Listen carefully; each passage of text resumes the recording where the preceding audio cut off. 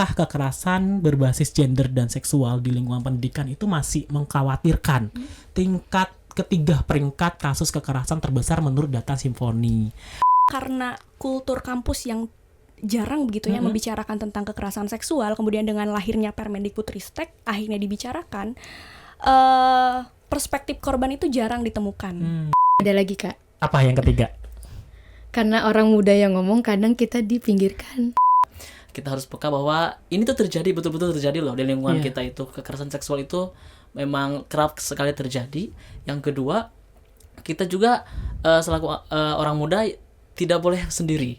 Jadi harus kolektif. Iya. Jadi kita tidak bisa bekerja sendiri, kita tidak bisa terus-terusan sendiri. Kita harus bekerja sama dengan teman-teman yang lain. Advokasi bukan soal besar kecil aksi, tapi konsistensi dan berkepihakan kita terhadap perubahan. Halo, selamat datang di MAWP Podcast Series, tempat kita berbagi cerita, reflektif, dan inspiratif seputar partisipasi orang muda yang bermakna dan inklusif dalam mendorong keadilan gender dan kesetaraan gender. Saya Kiram Dani, kesempatan kali ini aku akan ngobrol bareng dengan 3 orang muda yang luar biasa hebat gitu ya. Dari Koalisi Perempuan Indonesia ada Kak Oton. Hai Kak Oton. Hai. Kemudian dari Ulama Perempuan Muda, Rahima, ada Kang Wahid atau Kang Halo. Wahid. Halo Kak. Halo. Kemudian dari Lingkar Studi Feminis ada Kak Eva. Halo Kak Eva. Halo Kak Riki. Iya, mereka mempunyai pengalaman yang sangat luar biasa dalam mengadvokasi pencegahan dan penanganan kekerasan seksual di institusi pendidikan. Nah, ini sangat cocok sekali dengan tema kita hari ini, yaitu adalah Youth Lead Advocacy and Activism, suara orang muda untuk ruang aman di institusi pendidikan. Perlu teman-teman ketahui, data terkini dari Simfoni atau Sistem Informasi Online Perlindungan Perempuan dan Anak Kementerian Pemberdayaan dan Perlindungan Perempuan dan Anak di Indonesia per 1 Januari 2025 sampai 11 Juli kemarin 2025 ada sebanyak 14.856 kasus kekerasan di Indonesia. Jumlah kasus berdasarkan tempat kejadian terbanyak pertama ada di rumah tangga, yang kedua ada di tempat umum, yang ketiga ada di institusi pendidikan. Jika melihat kebijakan di Indonesia, kita itu sudah bagus ya kebijakan yang ada. Yang pertama ada Undang-Undang Tindak Pidana Kekerasan Seksual nomor 12 tahun 2022. Kemudian untuk di level pendidikan ada Permendikbudristek nomor 55 tahun 2024 tentang pencegahan dan penanganan kekerasan di lingkungan satuan pendidikan. Kemudian untuk level di satuan pendidikan agama ada PMA nomor 73 tahun 2022 yang mengatur juga bagaimana Kementerian Agama tentang pencegahan dan penanganan kekerasan seksual di satuan pendidikan pada Kementerian Agama. Di kesempatan kali ini, jika kita melihat data ya teman-teman dan regulasi yang ada, sebenarnya kita tahu bahwa angka kekerasan berbasis gender dan seksual di lingkungan pendidikan itu masih mengkhawatirkan. Tingkat ketiga peringkat kasus kekerasan terbesar menurut data Simfoni.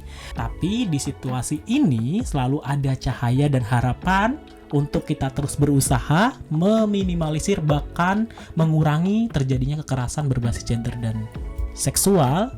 Di sini ada orang muda yang sudah bertindak dan berusaha untuk itu. Nggak cuma bicara soal itu, perjuangan mereka, strategi advokasi mereka itu juga akan menginspirasi kita di podcast kita hari ini. Ada dari pesantren, ada dari lingkungan satuan pendidikan perguruan tinggi, kemudian juga ada di pendidikan pada umumnya. Nah, langsung saja mungkin Kak Siti Fatona bisa memperkenalkan diri secara singkat kepada teman-teman yang ada dimanapun. Terima kasih Kak Riki sebelumnya. Perkenalkan, nama saya Fatona dari Koalisi Perempuan Indonesia.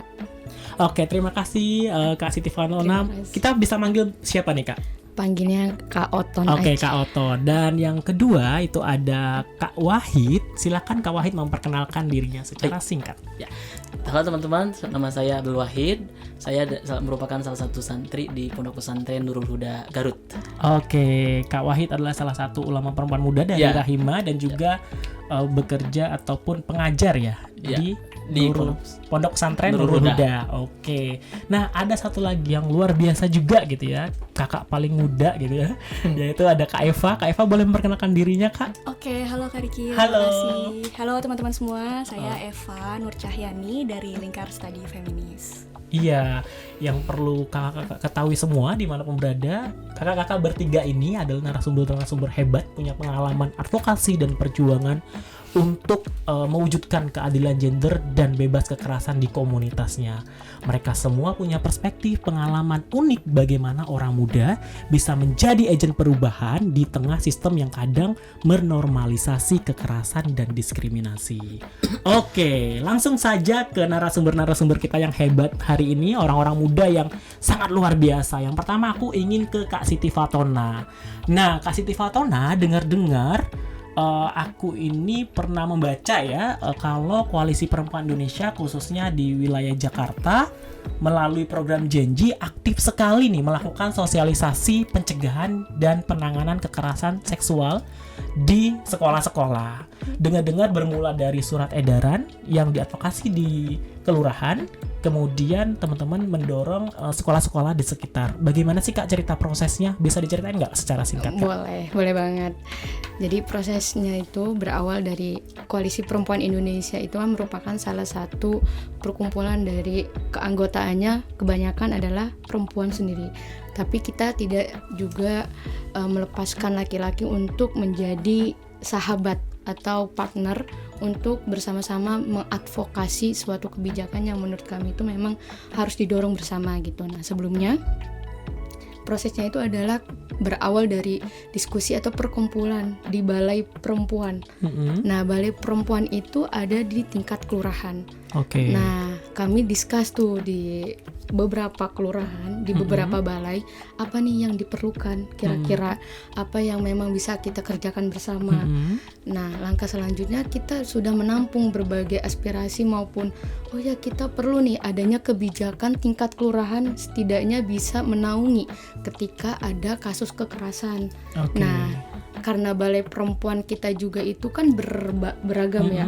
Ada yang dari rumah tangga, ada yang juga saya sendiri dari kelompok kepentingan pemuda, pelajar dan mahasiswa, juga ada kelompok marginal lainnya.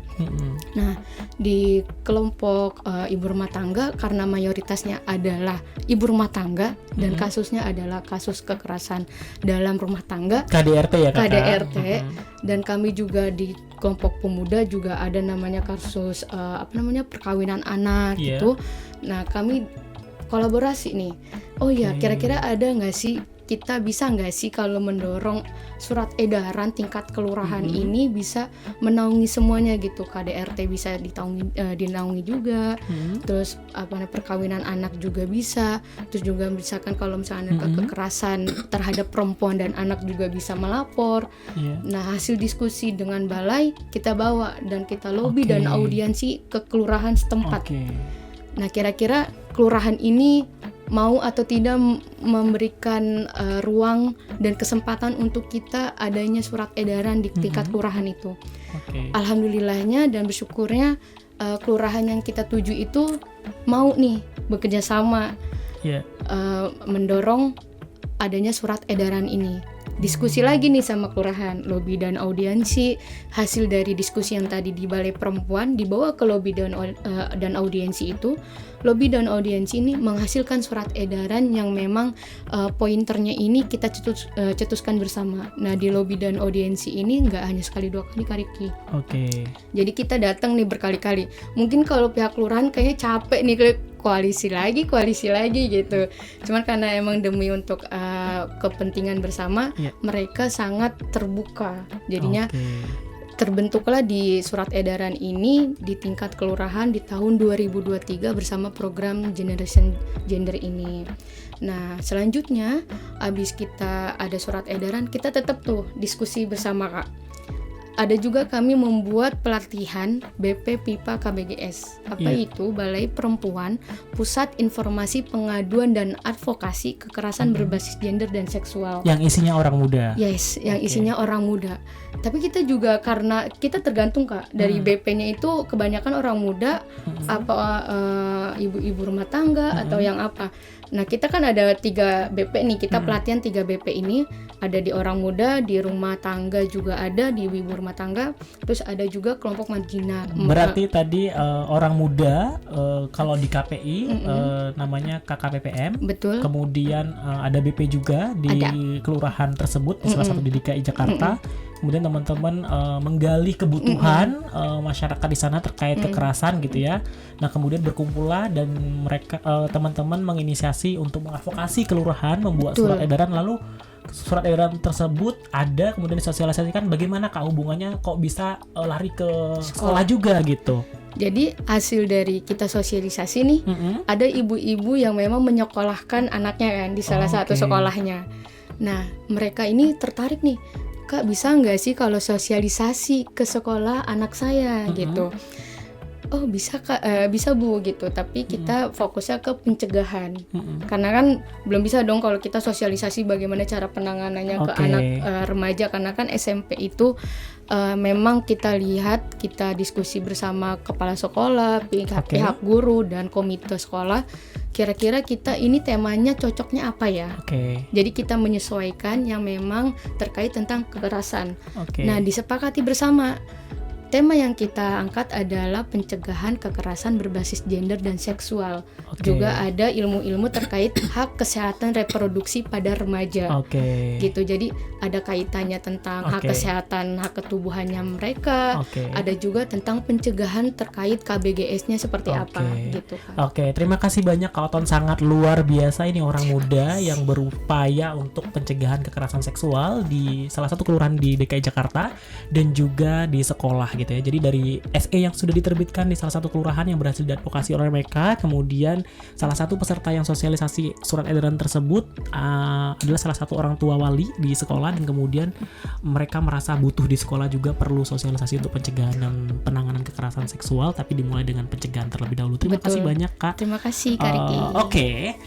Sangat menarik ya, ada 2 narasumber lagi yang tidak kalah hebatnya dan kontribusinya orang muda ya untuk pencegahan dan penanganan kekerasan seksual di lingkungan mereka. Mungkin yang kedua aku mau ke Kak Wahid. Kak Wahid ini ulama perempuan muda ya Kak ya, yang diorganisir oleh Rahima dari salah satu pesantren di Jawa Barat. Nah saya juga membaca bahwa teman-teman Rahima menguatkan ulama perempuan muda gitu ya dengan kurikulum pendidikan yang sudah dimatangkan dalam program Genji, kemudian juga bersama ulama perempuan muda sebagai simpul Rahima di pesantren gitu ya, membentuk, mendorong dan menyusun SOP penanganan pencegahan kekerasan seksual di pesantren gitu ya Kak ya, SOP PPKS gitu ya. Nah bagaimana sih Kak prosesnya gitu ya, ini kan cukup besar ya saya pikir gitu ya, dengan mendorong kebijakan di pesantren yang kita tahu saat ini kasus kekerasan seksual itu juga terjadi di pesantren gitu ya. Harusnya pesantren menjadi suatu lembaga yang aman bagi santrinya, mengajarkan tentang kedamaian, cinta kasih sayang ke sesama, tapi malah kasus kekerasan seksual juga banyak terjadi di pesantren. Nah, orang muda ini adalah salah satunya Kak Wahid. Dia berusaha bagaimana berupaya mengadvokasi pesantren agar punya akuntabilitas dalam penanganan dan juga pencegahan kekerasan seksual melalui SOP pencegahan dan penanganan kekerasan seksual di pesantren. Gimana Kak prosesnya? Boleh diceritain ke kami nggak Kak? Ya betul tadi ya kata Kak Riki bahwa pondok pesantren, kita tahu pondok pesantren itu harusnya menjadi ruang aman, kemudian untuk menyampaikan nilai-nilai agama yang luar biasa gitu, akhlak yang baik. Tapi pada buktinya gitu kan masih ada beberapa kasus atau kejadian-kejadian yang memang kita tidak diinginkan gitu, seperti kejadian termasuk kekerasan seksual gitu kan. Banyak pemberitaan yang mengkhawatirkan gitu, terjadi kekerasan seksual di lingkungan pondok pesantren.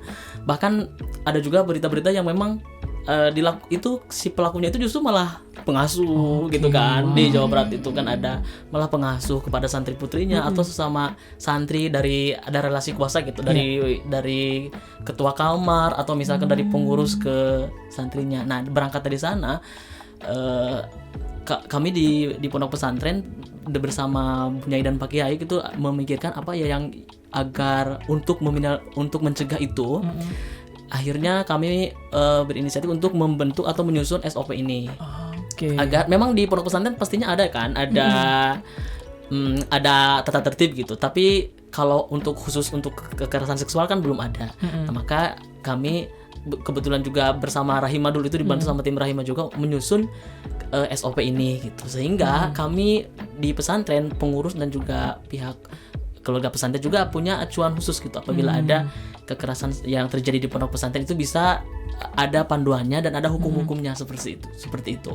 Oke, terima kasih banyak Kak Wahid. Berarti kalau bisa aku simpulkan, teman-teman ulama perempuan muda, salah satunya Kak Wahid ini dikuatkan kapasitasnya oleh Rahima melalui program Janji, gitu ya, pendidikan ulama perempuan atau pengkaderan ulama perempuan gitu muda gitu ya. Kemudian Kang Wahid setelah mendapat pelatihan mikir ya, kok situasi di pesantren seperti ini gitu ya. Sudah pekah gitu ya, kok terjadi kekerasan, harusnya pesantren ini ruang aman gitu, ruang belajar, kasih sayang.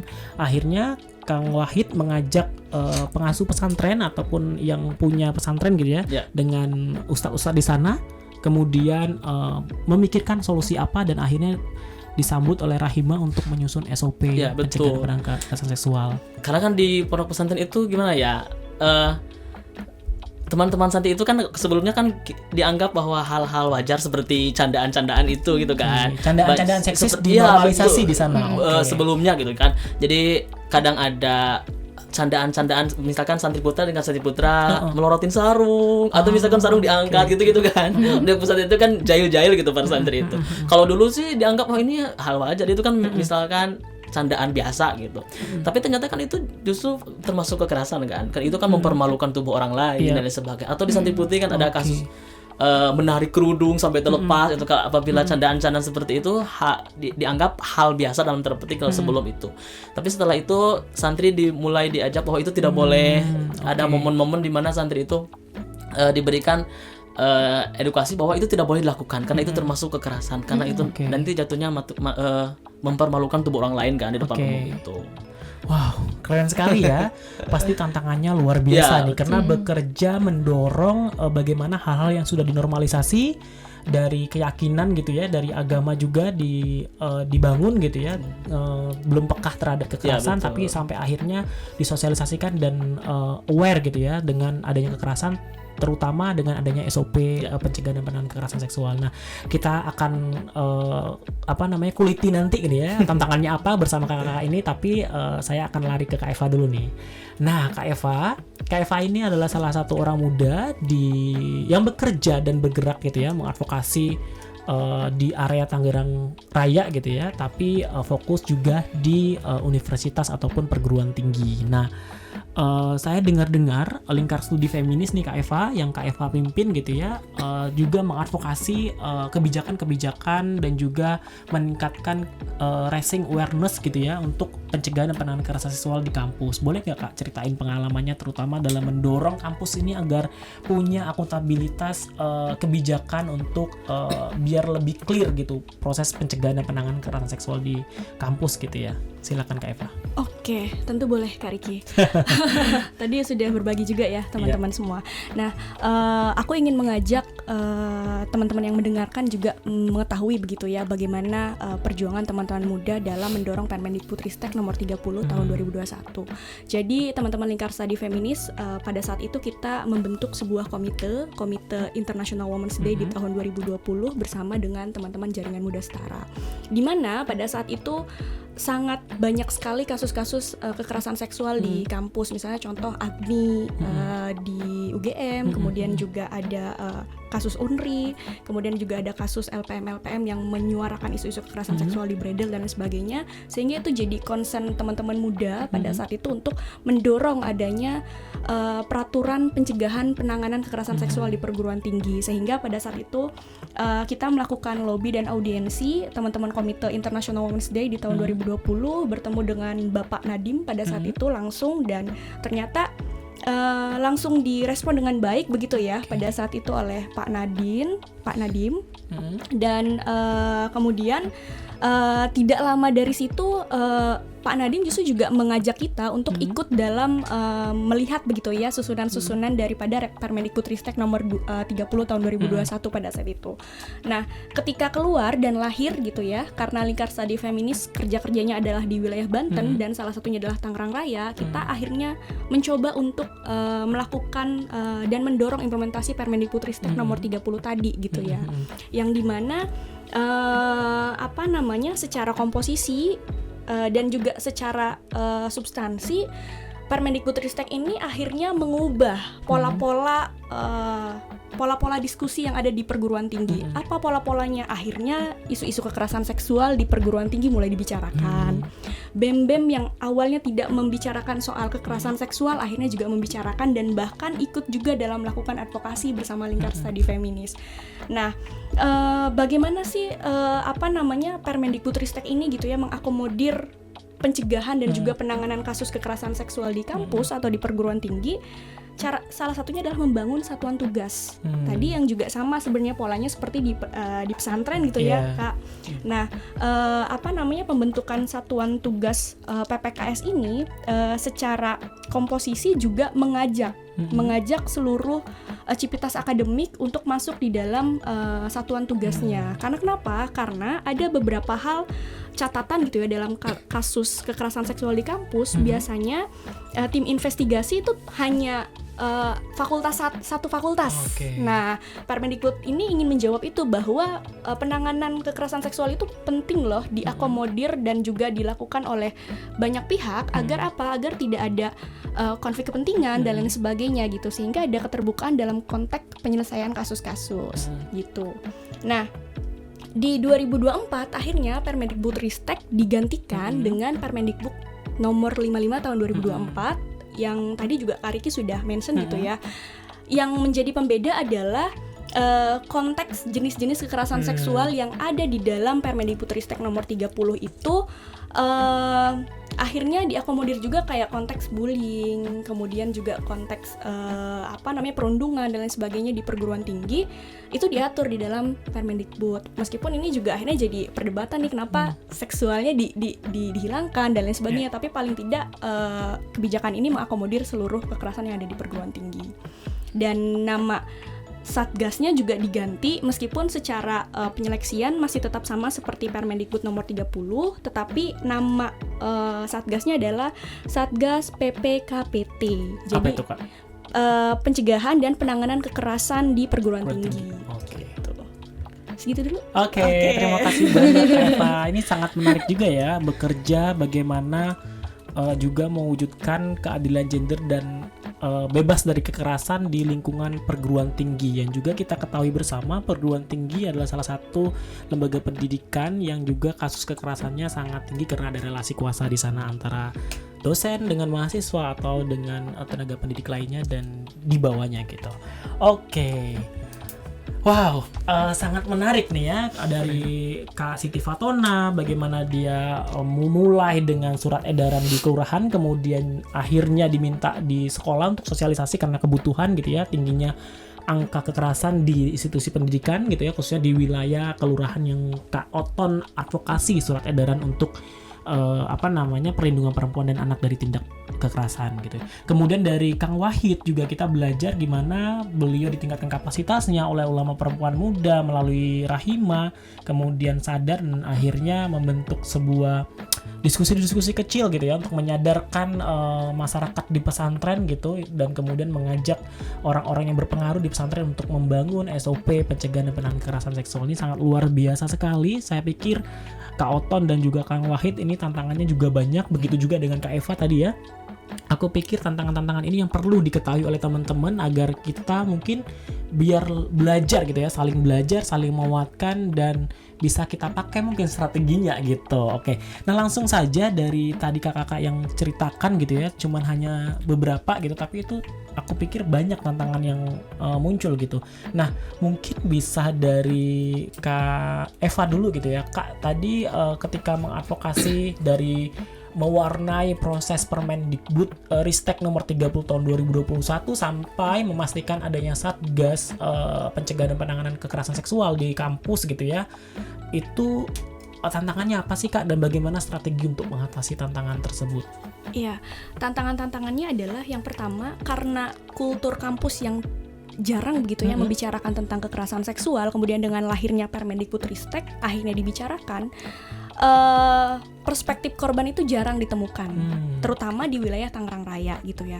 Sehingga dalam konteks mendorong satuan tugas PPKS pada saat itu kita juga melakukan ruang-ruang temu terlebih dahulu, Kak Riki, karena tidak adanya belum adanya perspektif korban pada saat itu, sehingga LSF melakukan ruang-ruang temu dengan BEM, kemudian juga dengan komunitas-komunitas yang aktif di kampus-kampus serta dosen-dosen focal point di sana. Sehingga cara mengatasinya adalah kita melakukan ruang temu dan juga mendiskusikan soal apa saja sih kekerasan seksual, jenis-jenisnya, pola-polanya dan lain sebagainya dalam konteks isu kekerasan seksual di kampus. Nah, dari situ kemudian timbullah awareness dan lain sebagainya gitu ya. Paling tidak mengetahui bahwa oh ya, kekerasan seksual di sini tuh tidak lepas dari relasi kuasa dan lain sebagainya begitu. Fakta-fakta di lapangannya seperti apa dan lain sebagainya. Tantangan pertama itu. Tantangan kedua adalah formalitas. Terkadang terkadang dalam konteks kebijakan yang penting asal implementasi selesai gitu. Nah, itu juga ditemukan Kak Riki. Nah, bagaimana kita mengatasi agar tidak adanya formalitas-formalitas tersebut? Ya, kita terus membangun komitmen bersama dengan kampus-kampus, kemudian juga dengan anggota Satgas, dan yang paling penting adalah kita mendorong kepemimpinan perempuan yang ada di kampus, karena itu juga sangat berpengaruh Kak Riki. Kenapa? Karena di teman-teman muda ini, di BEM-BEM ini tuh menganggap bahwa isu kekerasan seksual nih perempuan yang mengakomodir gitu. Jadi salah satunya adalah ya itu jadi strategi kita untuk mendorong adanya satuan tugas dan lain sebagainya, sehingga adanya Satgas PPKS tidak hanya formalitas agar kampusnya terakreditasi dengan baik dan lain sebagainya, karena itu kan juga jadi aturan ya Kak Riki. Jadi itu sedikit salah satu strategi. Terima kasih banyak Kak Eva. Jadi dari Kak Eva ini sebenarnya tantangan untuk mewujudkan keadilan gender dan bebas kekerasan di perguruan tinggi, yang pertama itu adalah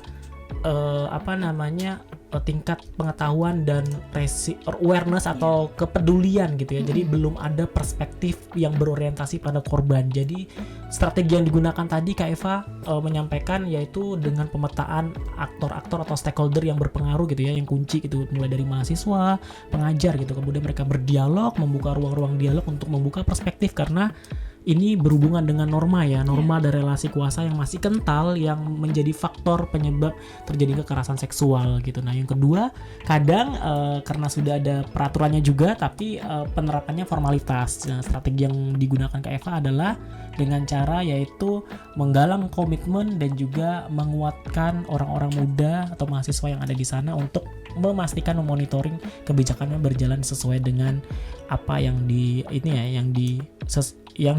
di kebijakan tersebut gitu.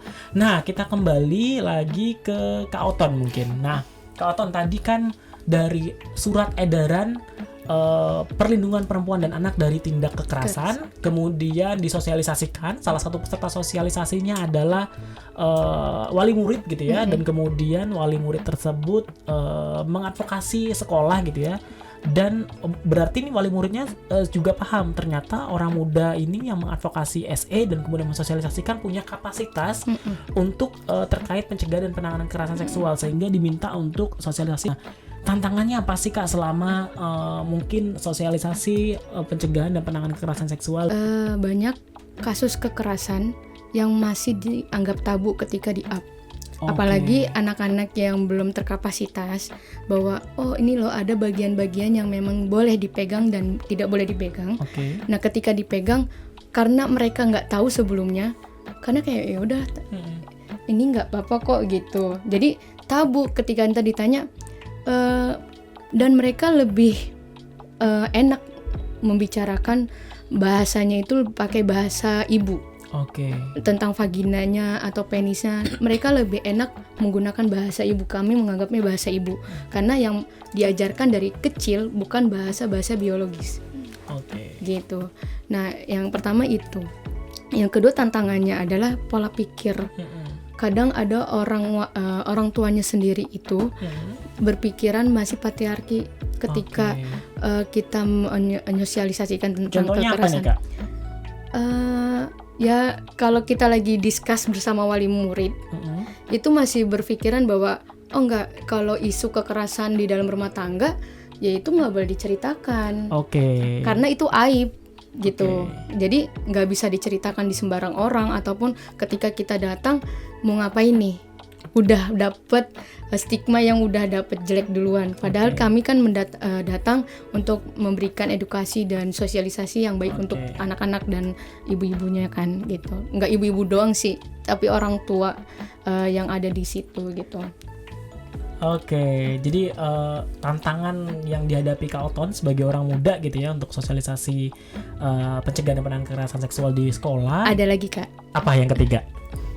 karena orang muda yang ngomong kadang kita dipinggirkan. Oke, Gitu. karena orang muda. Iya, karena jadi kan masih muda. Merasa dipinggirkan gitu Iya. ya. Jadi tantangannya ada 3 tadi ya. Kayak Iya, yang betul. pertama tabuh gitu ya. Tadi masih relates dengan tantangan yang Kak Eva, bahwa kekerasan seksual masih dinormalisasi, kemudian masih dianggap tabu kalau kita misalnya lapor gitu ya, mendapatkan kekerasan seksual gitu, atau dilecehkan, itu masih Betul. tabu untuk diomongin gitu ya. Iya, Jadi itu betul. berhubungan sebenarnya dengan norma-norma patriarki dan relasi Iya. kuasa yang masih terus dilanggengkan gitu, dan dampaknya sangat buruk gitu ya, terutama untuk kekerasan seksual. Dan juga tantangannya sebenarnya sebagai orang muda yang berupaya untuk pencegahan dan penanganan kekerasan seksual di komunitas itu adalah recognize, pengakuan dan juga akuntabilitas dari generasi sebelumnya gitu ya, yang pernah muda dengan kita teman-teman ngomongnya. senior gitu. Iya. Jadi itu nanti mungkin akan menjadi pertanyaan juga ya, gimana cara menghadapinya gitu.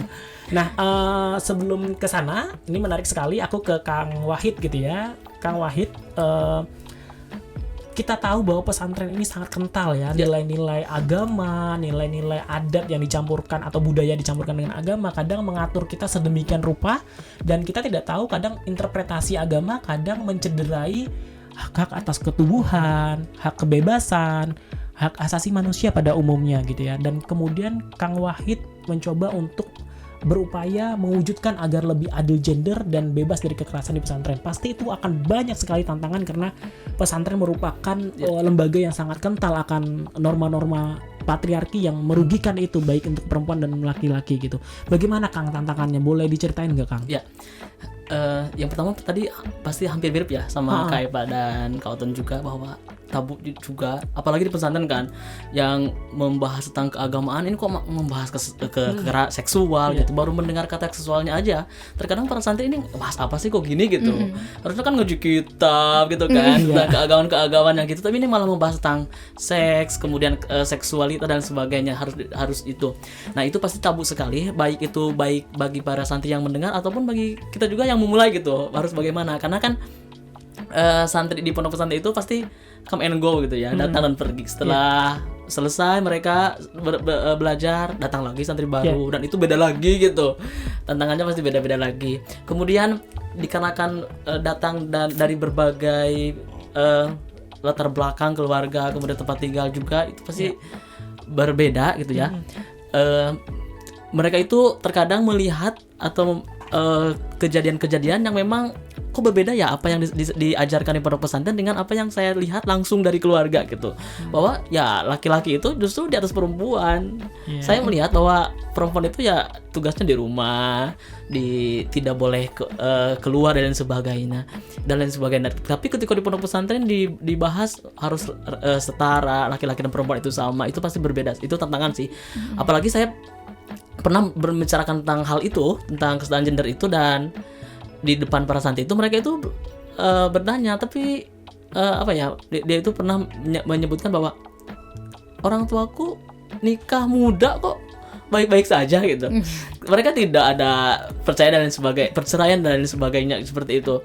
Itu tantangannya sih, tantangannya itu. Jadi kita mencoba bagaimana sih agama-agama itu diinterpretasikan dengan baik gitu, supaya karena memang agama itu justru kan menjunjung tinggi derajat perempuan, baik itu laki-laki dan perempuan. Kita tahu bahwa di agama itu laki-laki dan perempuan itu sama, yang membedakan hanya ketakwaannya saja gitu. Tapi terkadang banyak orang-orang yang menerjemahkan hal itu justru berbeda, karena membawa dalil-dalil yang memang laki-laki itu satu tingkat atas perempuan dan sebagainya. Itu sih mungkin di pondok pesantren itu, selain dari tabu, kemudian santri-santrinya terkadang yang melihat hal yang berbeda di pesantren dan di lingkungannya sekitar, sehingga jadi tantangan tersendiri apalagi bagi kami gitu, anak-anak yang memang pengurus yang baru belajar juga gitu kan, seperti itu. Wow, terima kasih Kang Wahid ya. Jadi hampir sama ya sebenarnya ketabuhan ya, karena memang kita dibesarkan, dilahirkan, diasuh dari nilai-nilai dan norma-norma patriarki gitu ya, yang tidak menguntungkan bagi semua gender gitu ya, yang membuat perempuan lebih keterbelakang dari laki-laki, kadang membuat laki-laki juga tersiksa secara mental karena ekspektasi norma gender patriarki gitu. Nah, dari tadi tantangan-tantangan yang kakak sampaikan itu sangat luar biasa sebagai pembelajaran kita orang muda yang bergerak untuk memperjuangkan keadilan gender dan bebas dari kekerasan di masyarakat. Nah, boleh nggak Kak kasih kami juga gitu ya, apa sih sebenarnya tantangan yang terbesar gitu dan bagaimana strategi untuk mengatasinya? Ini bisa menjadi oleh-oleh buat para pendengar nih sebenarnya yang sama berjuang seperti kita gitu ya, baik untuk diri sendiri maupun untuk komunitas yang lebih luas. Silakan, mungkin boleh Kang Wahid dulu, terus kemudian Kak Eva dan juga Kak Oton. Oke. Tantangan paling besar itu ketika kita gitu, kaum anak muda gitu disebutnya, ketika ada sedikit semacam penolakan gitu dari memang orang yang kita segani. Itu ada justru misalkan dari keluarga guru kita, atau misalkan dari orang yang memang kita itu hormat gitu kepada beliau. Mereka itu, kamu itu belajar kesetaraan gender dan kemudian pencegahan kekerasan seksual, emangnya itu bagus sih, tapi aku pribadi kayak gak setuju gitu adanya seperti itu. Perempuan itu ya di rumah. Meskipun aku setuju katanya. Aku setuju ketika perempuan itu laki-laki itu bisa membantu pekerjaan-pekerjaan perempuan di rumah gitu. Tapi aku tidak setuju apabila itu tugas laki-laki. Itu tetap tugas perempuan. Ketika kita mendengar hal seperti itu kan, kita itu siapa? Ya udah dia, akhirnya diam. Karena memang ada semacam penolakan dari orang yang memang kita segani gitu kadang. Karena memang bagian dari keluarga guru kita juga gitu kan. Itu sih tantangan yang paling besar. Kemudian kita di pondok pesantren, kami gitu di tim Satgas gitu ya, masih baru belajar, masih istilahnya baru melangkah juga. Ini setelah menyusun SOP ini, kita sebagai Satgas kadang kebingungan gitu.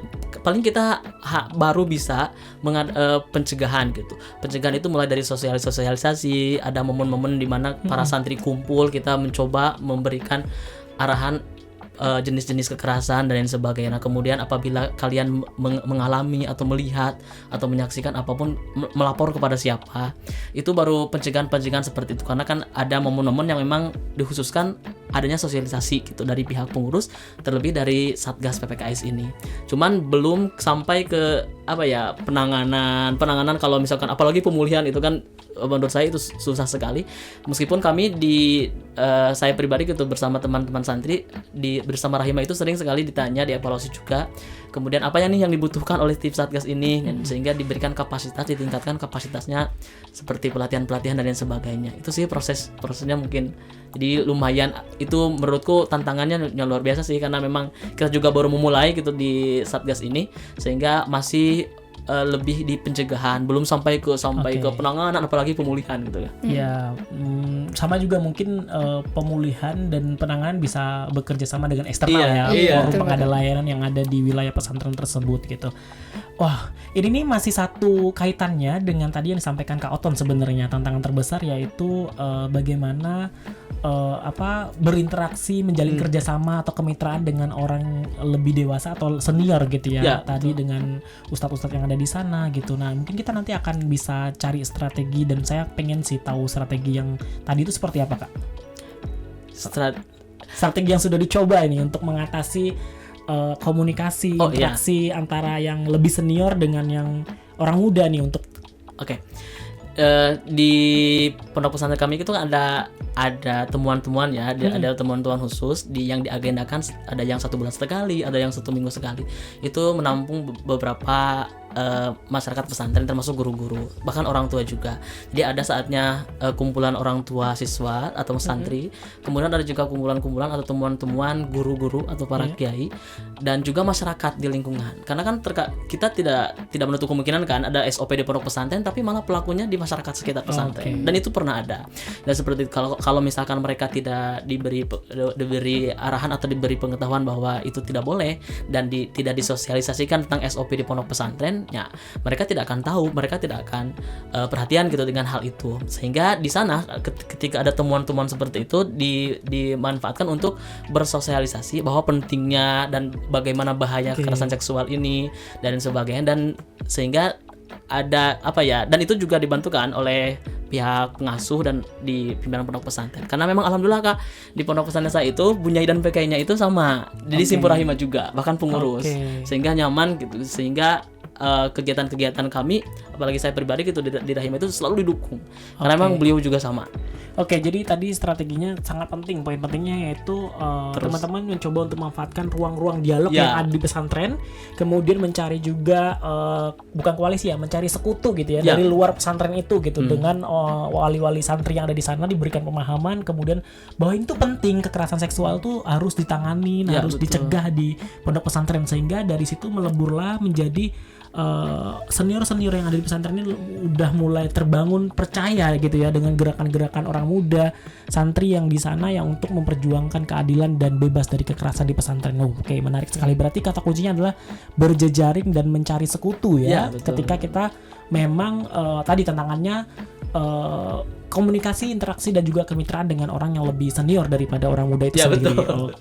Oke, kita kembali ke Kak Eva nih. Kak Eva tadi tantangannya juga menarik gitu ya. Apa tantangan yang paling menurut Kak Eva ini challenging banget gitu ya selama proses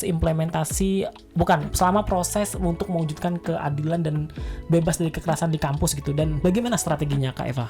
Ya, sebenarnya mirip-mirip ya Kak Riki, tapi mungkin pola yang ditemukannya berbeda gitu ya. Nah, kalau di LSF sendiri kita menemukan bahwa tantangan terbesarnya itu adalah ketika sudah ada satgas. Jadi implementasi satgasnya nih. Jadi tadi ya, karena kurangnya perspektif korban di dalam satuan tugas, kemudian juga di dalam lingkup kampus, sehingga ada beberapa hal temuan-temuan dalam konteks penanganan itu justru malah contohnya misalnya korban dan pelaku ditemukan dan lain sebagainya. Jadi itu banyak sekali ditemukan Kak Riki.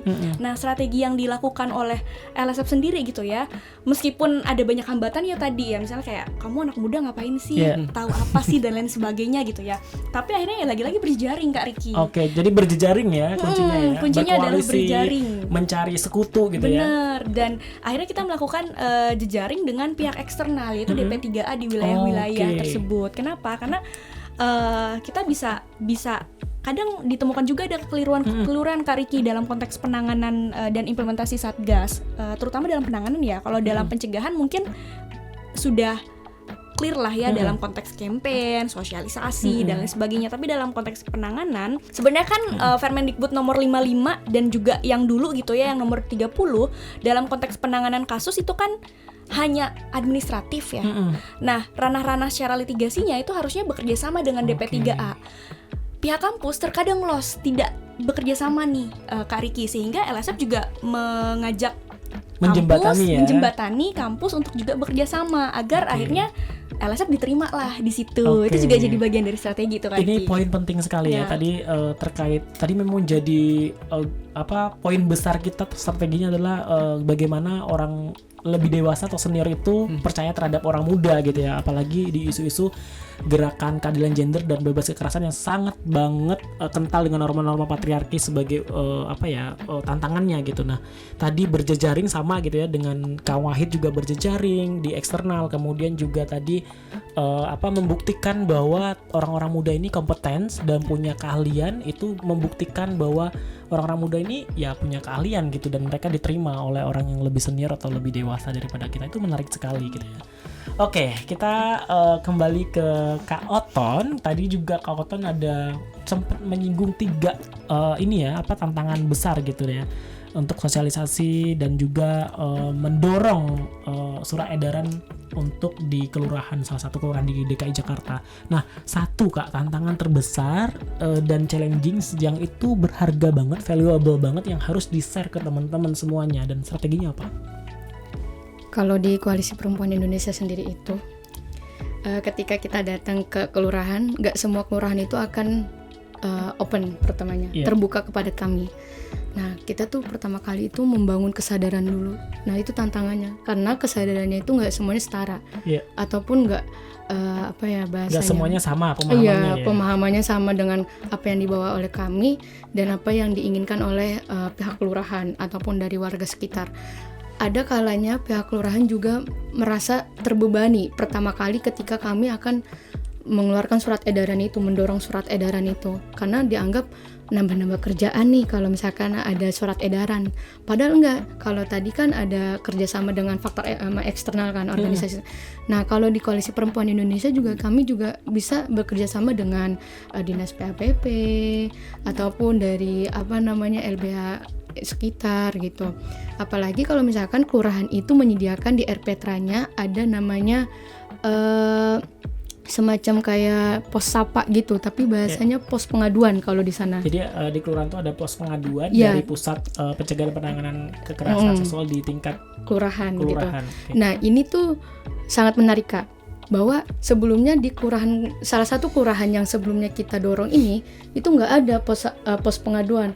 Nah, karena kami temu jejaring itu menghadirkan Dinas PPAPP, setelah kami ada temuan dengan Dinas PPAPP itu dan kita mengeluarkan mendorong surat edaran yang dikeluarkan oleh kelurahan, baru ada pos pengaduan di tahun selanjutnya gitu. Apakah ini menjadi goals yang kita inginkan gitu? Berarti juga kuncinya sebenarnya tantangannya ketika mewujudkan implementasi surat edaran di kelurahan ini, salah satunya berjejaring juga ya dengan pusat perlindungan perempuan dan anak di Jakarta gitu. Nah, kalau di sekolah sendiri untuk sosialisasi yang sangat dianggap tadi tabu gitu ya, membicarakan tentang seksualitas, kita tahu bahwa dari kecil ngomongin menstruasi, ngadu menstruasi sama orang tua itu dimana gitu kan, tabu gitu. Nah, ketabuhan ini tadi sebagai tantangan untuk ketika sosialisasi di sekolah gitu, itu gimana strateginya Kak mengatasinya? Nah, strateginya itu kami sebelum sosialisasi kami akan menciptakan ruang aman dan nyaman. Jadi kita kepada peserta guru-guru di sana. Iya, betul. Bahwa ketika kita sosialisasi, kita sama-sama nih menciptakan ruang aman, biarin teman-teman bisa mengekspresikannya tanpa ada batasan dan nyaman. Ketika teman-teman kan kadang tadi menggunakan bahasa ibu gitu kan sebelumnya, mereka nyaman menggunakan bahasa yang memang seharusnya bisa digunakan gitu dengan bahasa biologis gitu. Nah, itu menciptakan ruang aman dan nyaman, disepakati bersama, baru kita melanjutkan sosialisasi. Berarti menciptakan ruang aman dan juga metode-metode sosialisasinya digunakan dengan metode konteks lokal dan situasi yang ada di sana. Menarik sekali teman-teman. Tantangan dan juga strateginya sangat luar biasa gitu ya. Kita bisa ambil itu sebagai pembelajaran kita bersama gitu ya, untuk tetap semangat berjuang untuk mewujudkan keadilan gender dan bebas kekerasan di masyarakat, terutama untuk orang muda nih yang sedang berjuang untuk itu. Terima kasih banyak kakak-kakak narasumber yang hebat, orang muda ini yang memperjuangkan keadilan dan kesetaraan gender. Saya ingin mengangkat benang merah dari semua proses diskusi kita hari ini, bincang-bincang kita di podcast MAYP Series kali ini. Semua narasumber hari ini tuh menunjukkan bahwa keterlibatan orang muda itu bukan perlengkapan yang hanya melengkapi saja gitu ya, formalitas saja, atau bahasa kerennya tokenism gitu ya. Tapi juga bagaimana mereka berhasil dalam mengadvokasi kebijakan, terutama untuk SOP di pesantren, kebijakan untuk di kelurahan akhirnya bisa diadopsi sosialisasi di sekolah, kemudian kebijakan-kebijakan di perguruan tinggi gitu ya yang dilakukan oleh Kak Eva untuk pencegahan dan penanganan kekerasan seksual di perguruan tinggi. Nah, terakhir mungkin Kak, boleh dong Kak di-sharing juga singkat saja di-share gitu ya kepada kami semua penonton juga gitu ya. Kira-kira apa sih kunci dari pembelajaran yang sangat penting yang harus dibagikan terkait keterlibatan orang muda dalam proses pencegahan dan penanganan kekerasan seksual ya di masing-masing? Mungkin boleh dari Kak Eva dulu deh. Iya, kuncinya yang paling utama adalah kita jangan pernah merasa sendiri. Karena sebenarnya kita perlu menguatkan dalam konteks jejaring. Oke. Jadi salah satu pembelajaran yang aku lakukan bersama teman-teman LSF adalah dalam mengawal isu kekerasan seksual di perguruan tinggi adalah kita jangan menutup diri. Oke. Jangan menutup diri bahwa kita saja cukup gitu. Tapi kita juga membuka jaringan-jaringan lain yang memang dia juga sama kerja-kerjanya, yaitu dalam mengawal kekerasan seksual. Kemudian poin kedua adalah jangan pernah anti terhadap organisasi-organisasi pemerintah. Ini penting banget nih Kak Riki, karena terkadang anak-anak muda nih udah anti duluan, skeptis duluan dan lain sebagainya. Nah, justru kita memainkan peran di situ untuk bisa saling bekerja sama dengan pemerintah, bahwa agar pemerintah juga tahu bahwa ada loh anak muda yang juga kritis dan ingin bekerja sama untuk mengawal nih isu-isu kekerasan seksual di kampus, di wilayahnya dan lain sebagainya. Jadi itu salah satu pembelajarannya, karena terkadang ya anak-anak muda itu ya skeptis, tidak percaya, tapi kita harusnya ambil peran lah di situ. Gitu sih Kak Riki. Dengan ambil peran, maka pemerintah sebagai duty bearer atau penanggung jawab gitu, pengemban tugas, melirik teman-teman yang punya kemampuan dan expertise, akhirnya dipercaya dan direcognize ya, diakui gitu ya. Menarik sekali, ada 2 pembelajaran penting dari Kak Eva yang perlu kita ambil semua gitu ya, sebagai pembelajaran kita yang orang muda yang masih bergerak gitu ya di isu-isu kesetaraan gender. Yang pertama yaitu berjejaring, membuka diri untuk terus belajar, untuk terus berkoalisi, untuk terus mencari sekutu gitu ya, karena kita tidak bisa sendiri. Untuk isu kesetaraan gender ini sangat kompleks dan kemudian butuh usaha-usaha yang bersama gitu ya, tidak boleh sendiri juga.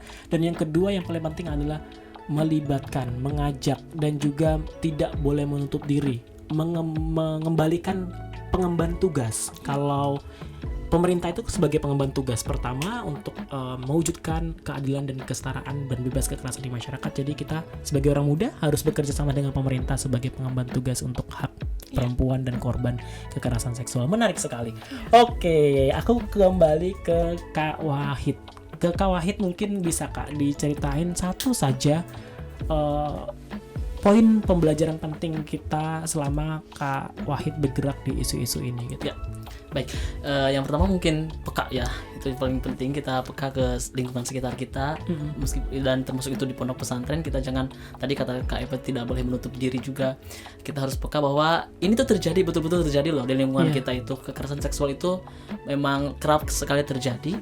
Yang kedua, kita juga selaku orang muda tidak boleh sendiri, jadi harus kolektif. Jadi kita tidak bisa bekerja sendiri, kita tidak bisa terus-terusan sendiri, kita harus bekerja sama dengan teman-teman yang lain. Makanya tadi agak kurang di awal, saya sebetulnya kurang enak sih ketika ada kata ulama gitu, karena ulama itu kan kesannya wow gitu. Padahal saya diajarkan di Rahimah itu, ulama itu bukan sendiri tapi bersama, kolektif kolektif, plural kan gitu, dari alim itu. Jadi kumpulan orang-orang yang bisa itu, kita akan menjadi luar biasa ketika kita itu kolektif, tidak hanya tidak sendiri. Makanya itu jama istilahnya itu kan, itu katanya kata jama. Sehingga kita harus terusan bersama, terus-terusan mengawal ini semua itu, karena kita juga orang muda itu pasti bisa ketika kita bekerja sama dan sama-sama bekerja. Keren sekali ya.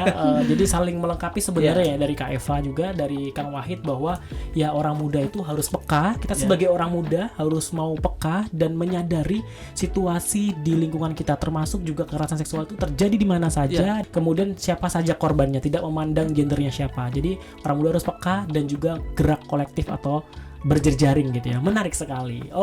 Mungkin terakhir nih dari Kak Oton, apakah pembelajaran yang bisa kita ambil, yang bisa kita bagikan kepada teman-teman yang ada di luar sana?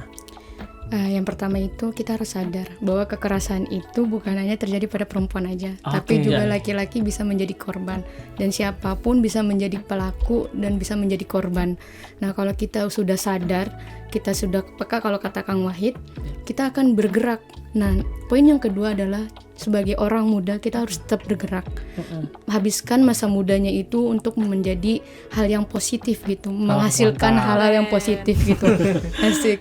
Karena ya kita bisa mematahkan stigma bahwa generasi Z itu, Gen Z itu mageran, terus pemuda jompo dan lain sebagainya.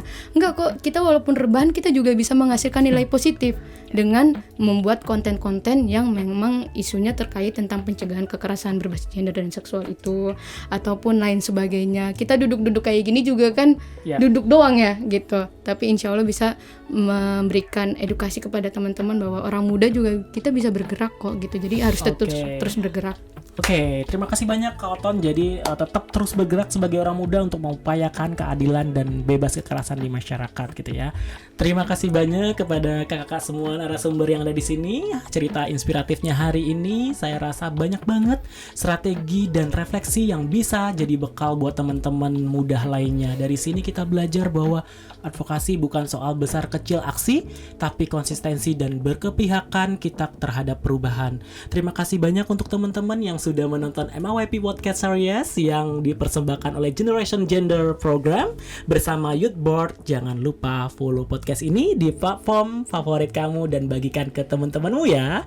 Saya Ricky Ramdhani pamit undur diri, tetap kritis, tetap peduli, dan tetap bergerak untuk ruang aman dan setara bagi kita semua. Sampai jumpa, dadah, bye-bye.